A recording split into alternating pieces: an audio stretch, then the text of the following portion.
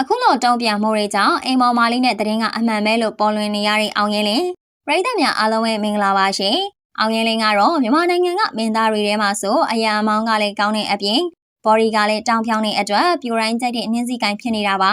အရန်ချုံမော်ရဲ့ရုပ်ရည်တွေကြောင့်အားလုံးကအသေးဆွဲကြိုက်ကြပြီးမြင်အခုချိန်မှာတော့အသေးကွဲနေကြရပါပြီအကြောင်းရင်းကတော့အောင်ရင်လင်းကသူ့အိမ်မှာအလုပ်လုပ်တဲ့အိမ်အကူနဲ့တရင်တွေထွက်လာတာကြောင့်ပါမင်းသားနဲ့အိမ်အကူသတင်းဆိုတာအားလုံးကအံ့အားသင့်စရာကောင်းတဲ့သတင်းအဖြစ်ပေါ်လောရိုက်သွားတာပါ။အောင်ရင်လင်းကလက်ရှိမှာအရန်ချမ်းသာတဲ့တထေးမကြီးနဲ့တွဲနေတာပါ။တထေးမကပတ်ဆိုင်ရှိတဲ့အပြင်ကလေးမေတယောက်လေးဖြစ်ပါတယ်။အနုပညာရှင်တွေချားမှာပါတိုင်းသည့်ပြည်သည့်တွဲနေတဲ့အခြေအနေဖြစ်တာမို့အစိုးရအမျိုးသမီးနဲ့သာလက်ထပ်မယ်လို့ထင်ထားတာပါ။ဒါပေမဲ့မထင်ထားစရာအခြေအနေတစ်ခုကတော့အခုလိုအိမ်အကူနဲ့နာမည်ထွက်လာတာပါပဲ။စစ်သူကောင်းမလေးနဲ့တွဲနေစဉ်အတွင်းမှာအိမ်အကူနဲ့ဖောက်ပြန်ပြီးလို့လမ်းခွဲလိုက်ရတာဆိုပြီးအကောင့်တစ်ခုကတင်လာခဲ့တာလေးဖြစ်ပါတယ်။မင်းသားကသူ့အိမ်မှာအလုပ်လုပ်တဲ့အိမ်အကူအပေါ်မှာပိုလုံးနဲ့အပြုတ်မှုတွေရှိတာကိုလေအိမ်ကဝန်ထမ်းတွေကသိကြတယ်လို့ဆိုပါတယ်။ဒါအပြင်ရှူတင်မှာပစ္စည်းတစ်ခုခုကျန်ခဲ့ပြီဆိုလေအဆိုပါအိမ်အကူမလေးကသာလာပေးတာလို့သိရပါတယ်။လက်တလုံးမှာတော့အိမ်အကူမလေးကပစ္စည်းလာမပို့ပဲတခြားသူနဲ့ပို့ခိုင်းလိုက်တဲ့အတွက်ရှူတင်မှာဒေါသတွေထွက်ကပွက်လောတွေရိုက်သွားခဲ့တာပါ။ဒီလိုတွေဖြစ်နေတဲ့အတွက်ဘေးကလူတွေကလည်းရေးမိကုန်တာဆိုပြီးတီးတဲ့သူကစာရေးတင်လာခဲ့တာပါ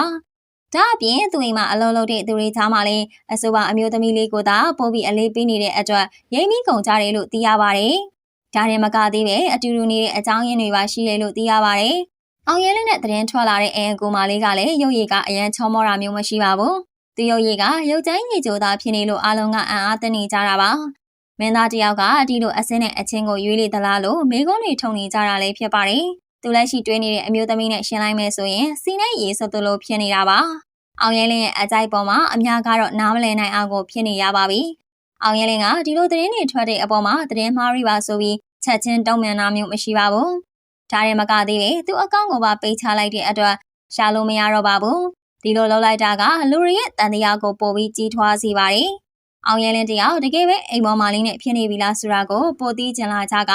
တကယ်ထင်တဲ့သူတွေများလာခဲ့တာပါအခုတလောမှာတော့ဒီကိစ္စကအရန်ကိုပေါ်လောင်ရိုက်နေတာဖြစ်ပြီးတိကျတဲ့ဖြည့်ရှင်းမှုတစ်ခုခုကိုတော့လိုချင်နေကြတာပါ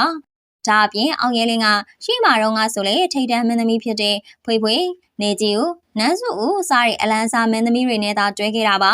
သူတို့နဲ့တွဲတဲ့အချိန်တုန်းကလည်းဖောက်ပြန်တဲ့ပိစာရှိတဲ့အတွက်ပြတ်သွားတယ်လို့သိရပါတယ်ဒီသတင်းတွေထွက်လာပြီးချိန်မှာပရိသတ်တွေချားမှလည်းရုံချောပြီးမြဲပိစမကောင်းလို့မကြိုက်တော့ဘူးဆိုတဲ့အဖွဲ့ရဲ့အိမ်မော်မာလေးနေရာမှာဖြစ်ချင်ကြတဲ့သူတွေရဲ့ဆိုပြီးနှစ်ဖွဲ့ကွဲသွားကုန်ပါပြီတချို့ကလည်းအိမ်မော်မာလေးကကန်ကောင်းလိုက်တာဆိုပြီးအားကြနေကြတာပါအနုပညာရှင်တချို့ကတော့အာမနာပဲအောင်ရဲလင်းအပေါ်ဆောင်ပြောတာမျိုးလည်းရှိပါတယ်ဒရိုက်တာရဲ့အမျိုးသမီးတယောက်ကဆိုရင်လည်းဖျားတရားလုပ်တဲ့ယောက်ျားတွေကမှပို့ကြောက်ဖို့ကောင်းတယ်လို့ပြောနေကြတာပါအောင်ရဲလင်းကဖျားတရားဆိုရင်လည်းအတော်လေးကိုလောက်ကဂိုင်းဆိုင်တာပါပရိသတ်ကြီးတို့ရောအောင်ရင်လင်းကအိမ်ရကူမလေးကိုပဲတကယ်ရွေးချယ်ခဲ့မယ်ထင်လားဆိုတာအမြင်လေးတွေကို comment မှာပြောပြပေးခဲ့ကြပါအောင်ရှင်။